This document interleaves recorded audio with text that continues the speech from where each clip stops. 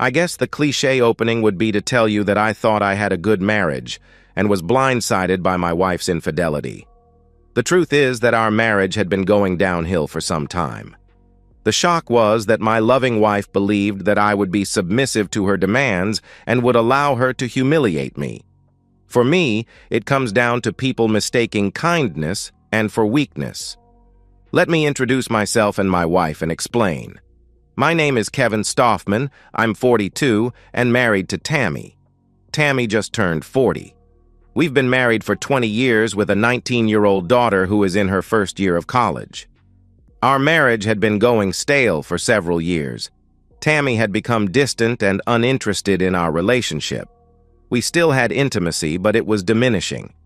I believe that it was turning 40 and becoming an empty nester that sent my wife off the deep end. Unfortunately, it was our daughter Robin who found the first evidence of my wife's insanity. She was home over Christmas break, and on her last day before heading back to college, she needed to use a computer.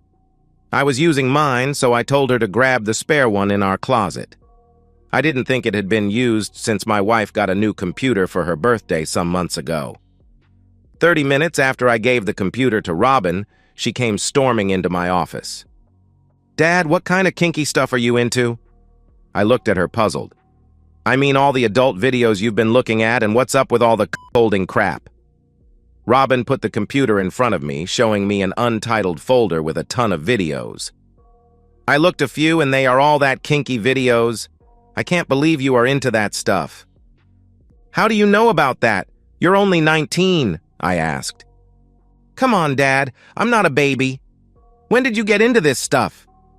Shocked, I looked at the folder. "That is your mother's computer. She's the only one who has ever used it." We continued to poke around on the computer, finding other folders. Another folder contained several articles on how to manipulate your husband into becoming submissive. It dawned on me that what we were looking at was several months old. We still had about an hour before Tammy would be home, so I had an idea to look at Tammy's new computer. Robin retrieved it while I powered down the old one. "This isn't going to work. She has her new one password protected." I grabbed her hand, walking her into the bedroom that was Tammy's office. Hidden underneath the desk drawer was a sheet of paper. "Your mother is not good at remembering her passwords. When she got the old computer, I suggested that she write down all her passwords and keep them in one place." I opened a drawer, pulling out a paper that had the passwords for our household sites. Robin looked at, "This doesn't have the password for her new computer." "I know," I said, reaching under the desk and pulling out another piece of paper. "This is her secret sheet. Like most things, she thinks she is clever in hiding this sheet. I saw her putting it here but never needed to look at it till now." I took a picture of the paper before putting it back in its hiding place. In seconds, her new computer was open with us searching for it. We found more submissive videos and articles on holding. Our search was cut short when we heard the garage door opening. We quickly powered down the computer, putting it back in the spot we found it. The items we found were kinky but didn't tell us if she was doing anything other than watching adult videos. Robin agreed not to say anything on the condition that I keep her updated on my investigation. My investigation was only beginning as Robin went back to school. Robin was convinced that her mother was up to something other than just watching adult videos. She had noticed the same changes in my wife's attitude toward me that I had observed. Tammy's attitude toward Robin was different too, but in a different way. I was hoping that Tammy had just an interest in adult videos, but deep inside I knew it was more. With work and other activities, it was nearly a week before I had enough alone time to search Tammy's computers. It was searching her browser history that I stumbled on her secret email account. Her secret sheet of passwords was not completely obvious as to what the passwords went to, but there were enough clues to quickly access her email account. Lucky for me, Tammy kept most of her emails. Most of the emails were with Mistress B. Mistress B was her self-titled submissive advisor. There was a long string of conversations with Mistress B encouraging Tammy to turn me into a submissive husband. Tammy had explained to Mistress B that I would agree to do most of what Tammy asked, and never argued with her. In most cases, she said I would give in rather than argue. Mistress B had the opinion that I must be a wimp and would easily be a willing, submissive husband. At one point, Tammy questioned her on what to do if I resisted. Mistress B told her to threaten me with divorce. She said that I would lose everything in a divorce and be living in a shoebox paying Tammy to be with her lovers. I had to admit I was uneducated about divorce law. Certainly I was aware that most men got screwed in a divorce even when they had done nothing wrong. Immediately, I made an appointment with one of the best divorce lawyers in the city. I sat down with Jackie Stone telling her my situation. Her assistant gave me a form to fill out with our employment and assets. She would look it over and have some answers for me in a couple of days. The big smile on Mrs. Stone's face when I walked into her office told me a lot. Don't worry, Kevin. If you do have to live in a shoebox, it will be a really nice one. People should not listen to non-lawyers who don't have all the facts. Your wife is going to have a huge problem if she divorces you. I'm betting her so-called expert didn't even ask what you two did for a living. Your wife's business is valued at close to $1 million, but the liquid assets are not even half that. We will make an immediate demand for half the value of the company. She will have to find a way to pay you $500,000 or sell it. Her income will be calculated at the time we file, which will be equal to yours, so she will not get any maintenance. I can't advise you to do this, but your house is almost paid for.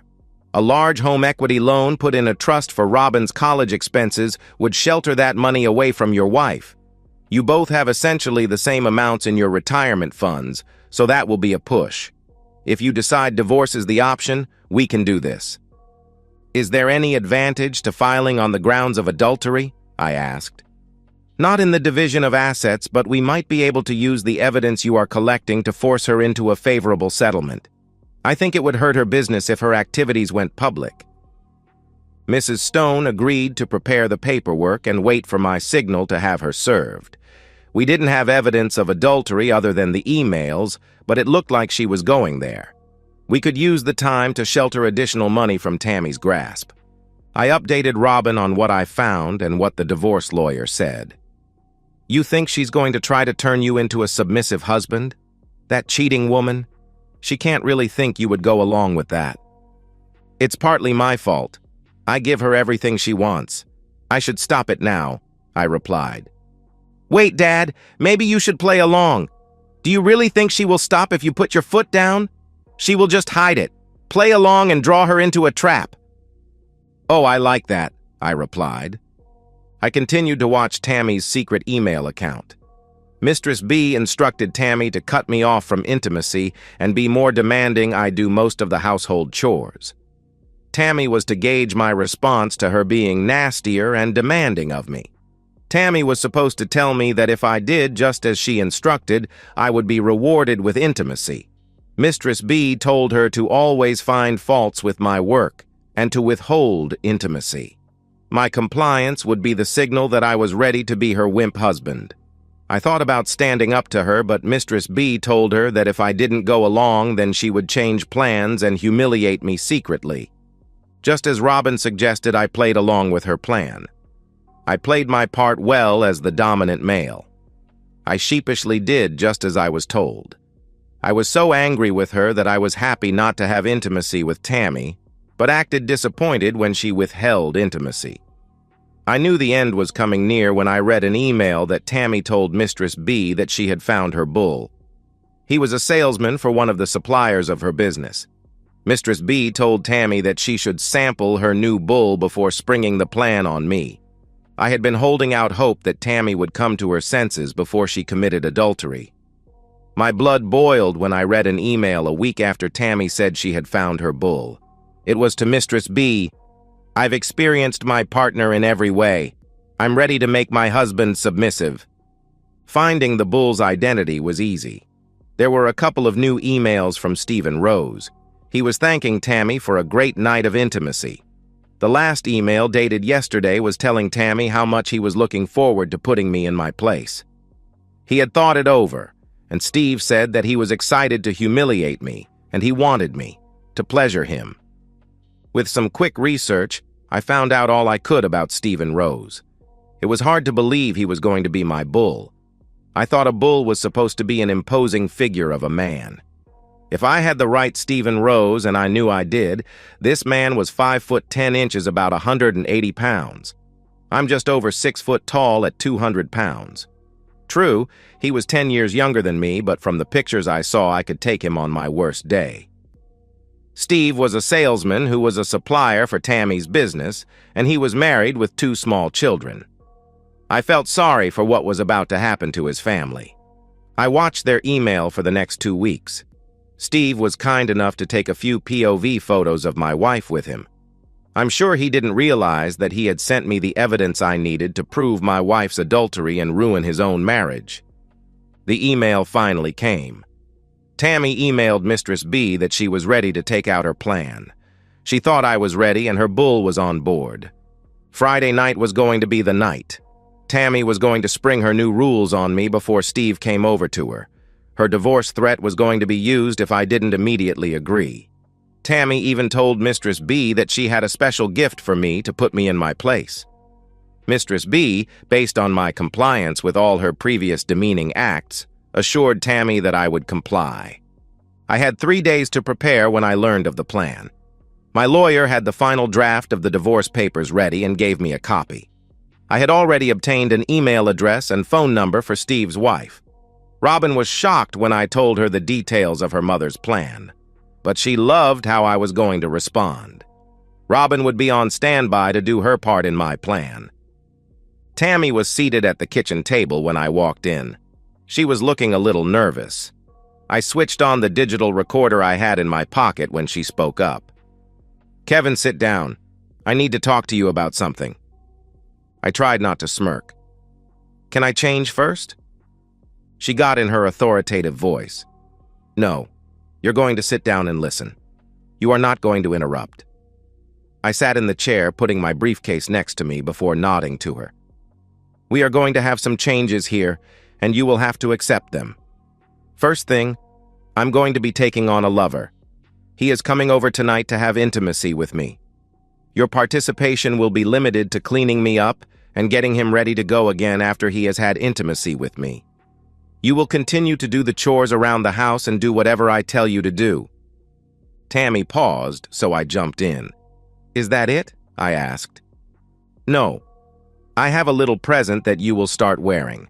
You will wear it all the time, and I will have the only key. Go ahead and open it." She shoved the wrapped box over to me. Inside the box was a chastity cage. I had seen a few of them in the videos that Tammy had on her computer. I held up the cage. "Are you finished?" "Yes. I know this will be a big change, but you will adjust and do as you're told." Tammy was looking nervous now. I think she expected a different reaction from me. "I do want to warn that if you don't agree, there will be consequences."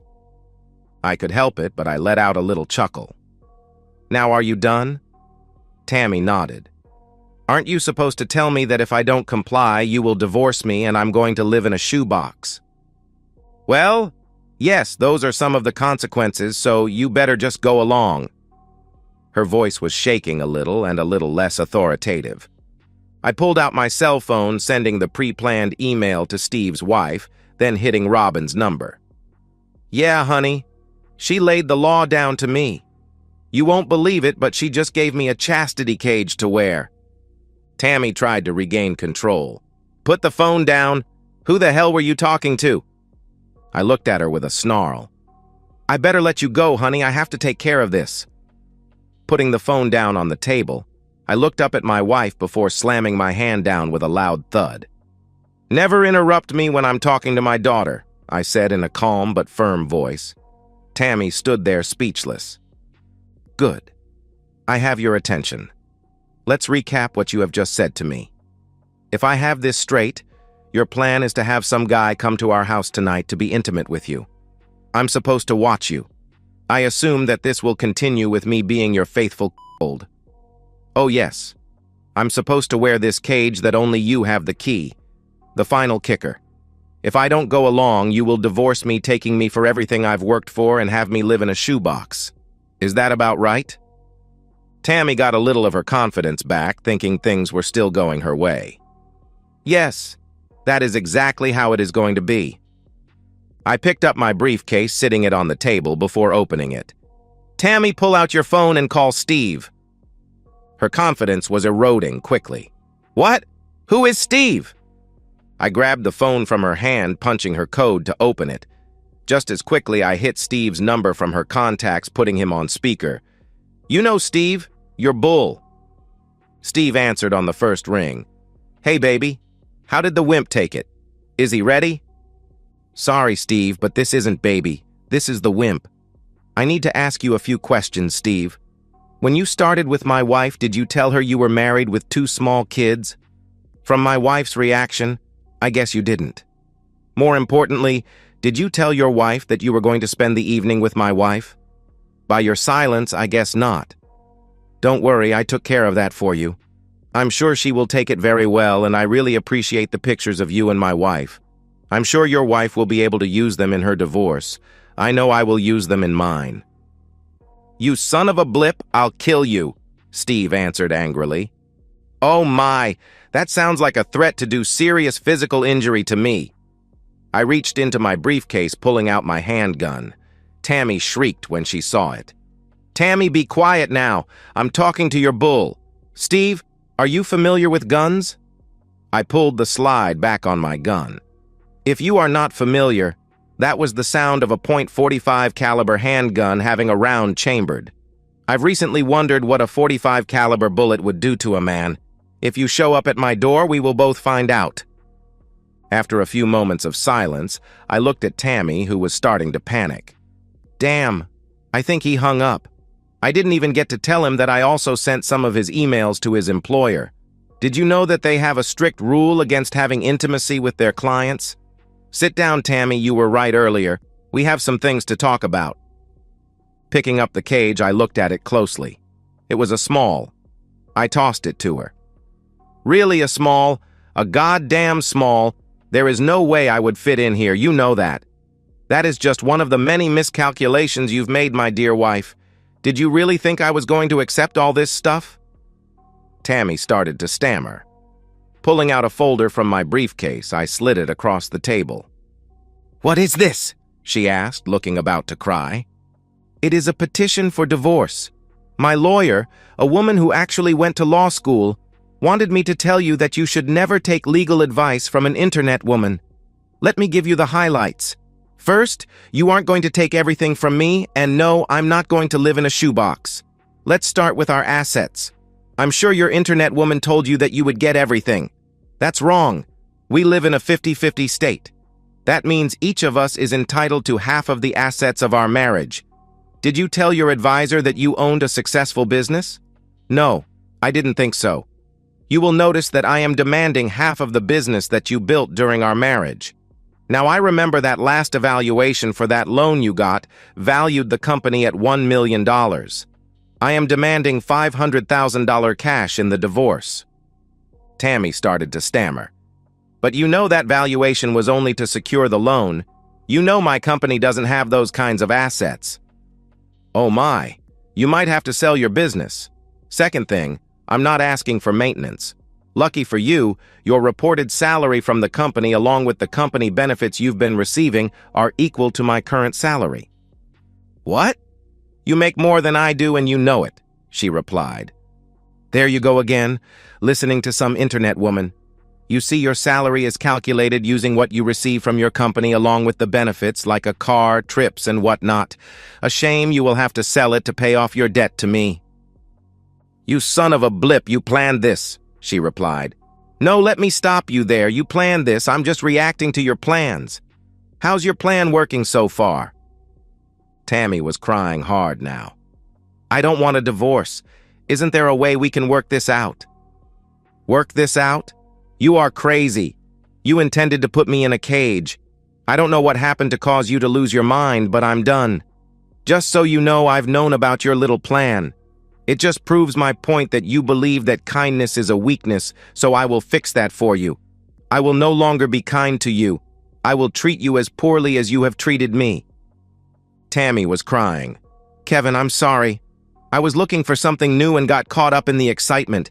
Please, can we just forget all this? I see how wrong I was to force you into this." You wanted excitement. I'm going to give it to you. This is going to be so exciting, going to divorce court. It's going to be so exciting for you to tell your family what a cheating woman you have turned into. Finally, it's going to be so exciting for you to have to sell your business to pay me off. Look at all this excitement you're going to have." Tammy continued to argue with me that she was sorry and didn't mean for this to turn out this way. She had been crying for over an hour when someone started pounding on the front door. With the loud pounding, I was pretty sure I knew who was at the door. I grabbed my .45 before going to the door. As I got to the door, a voice yelled through the door, "Open the door, you son of blip!" I backed away from the door, pulling out my phone and dialing 911. "Yes, I need the police to respond to my residence immediately. My wife's boyfriend is at the door threatening me. I don't know if he is armed, but I am. If he comes through the door, I'm going to shoot him to protect myself." I put the phone down, leaving it still connected to 911. "Steve, get away from my door. I've called the police and they are on their way."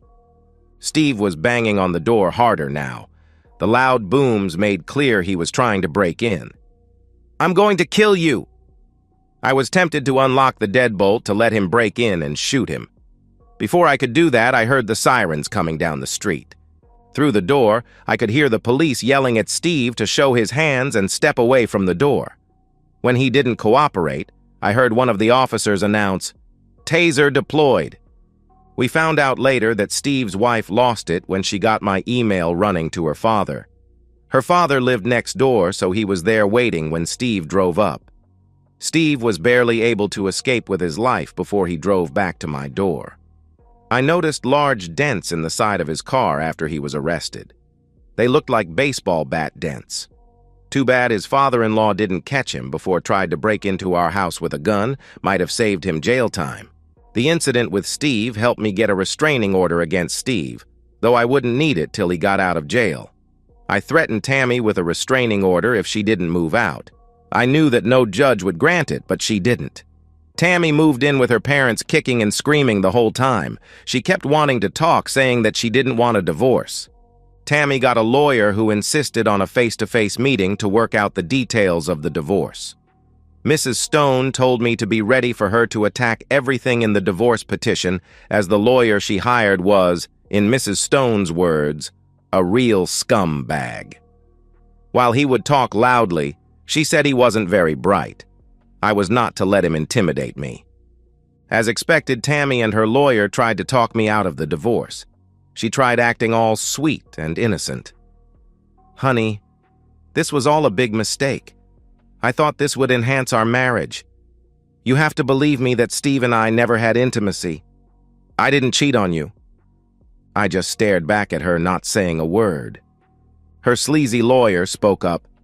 "Mr. Stoffman, we are willing to forget all this nonsense and forgive you for making baseless allegations of infidelity against Mrs. Stoffman.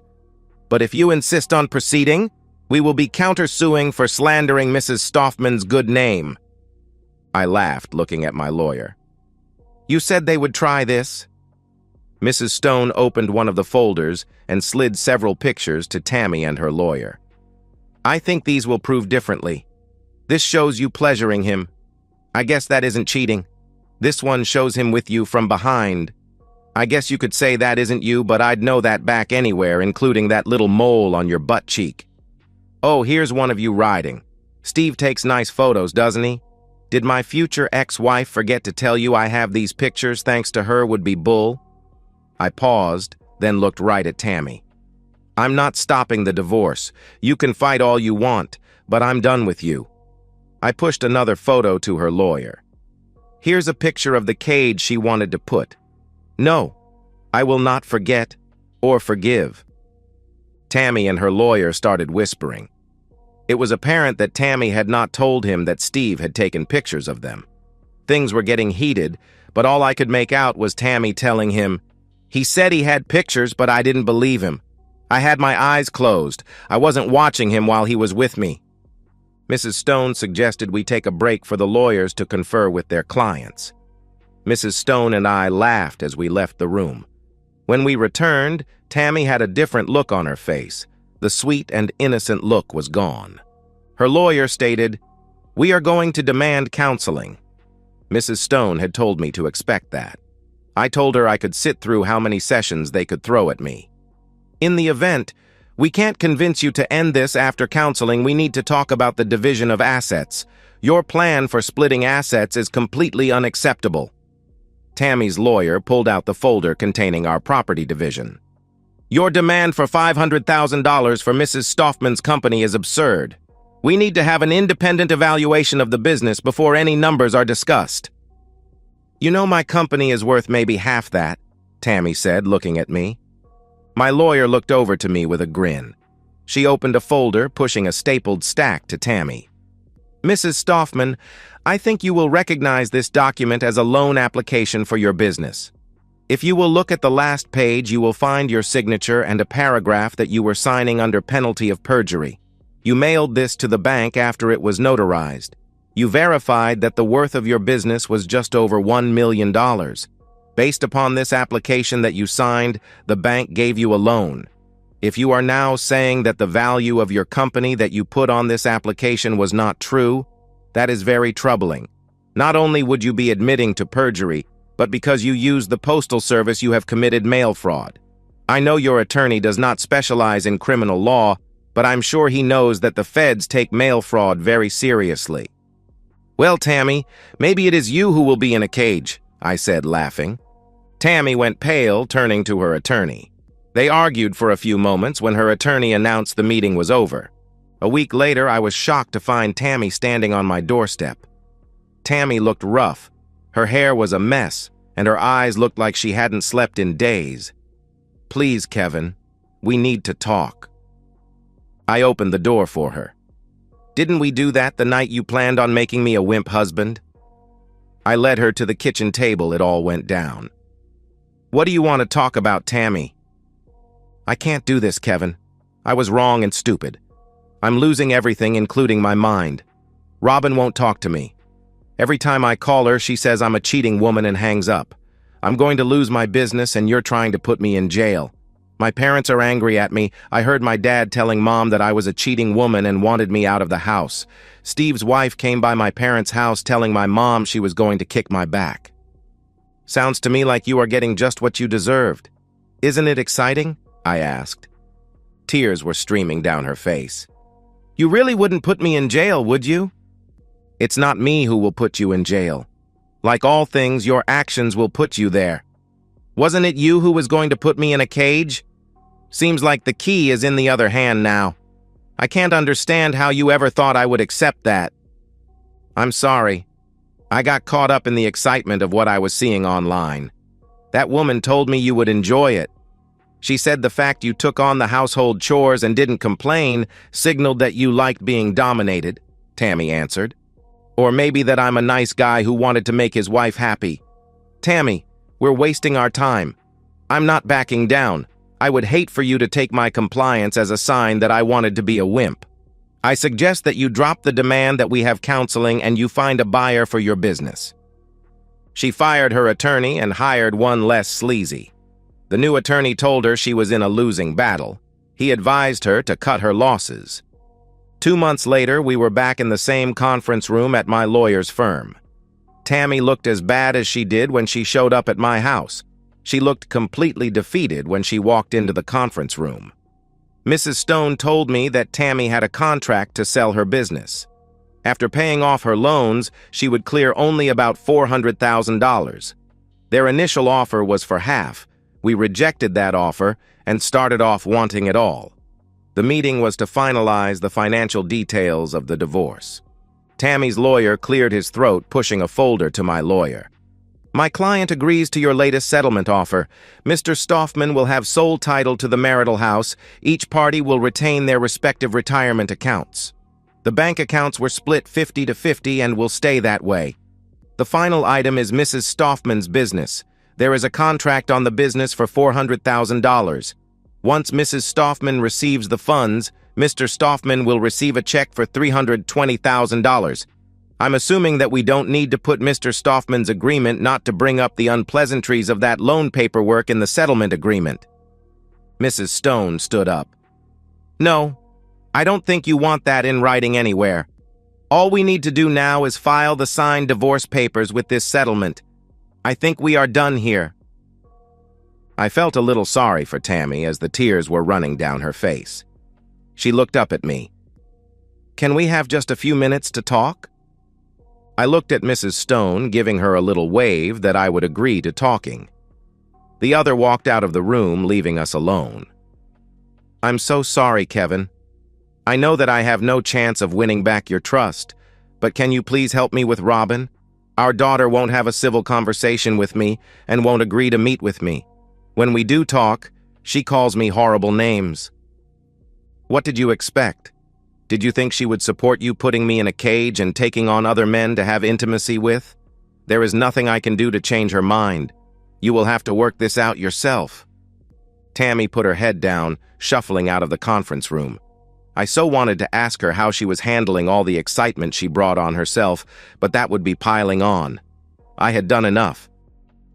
And so, we've reached the end of today's story. Was it what you expected, or did it take a twist you didn't see coming? I'm curious to hear your thoughts. Share them in the comments below, and let's get a conversation going. If this story kept you hooked, make sure to hit that like button. And if you're new here or just haven't subscribed yet, now's the perfect time to join our community. I bring you fresh, captivating stories every day, so click that subscribe button and turn on notifications so you never miss out. Thanks for watching, and I'll see you in the next one.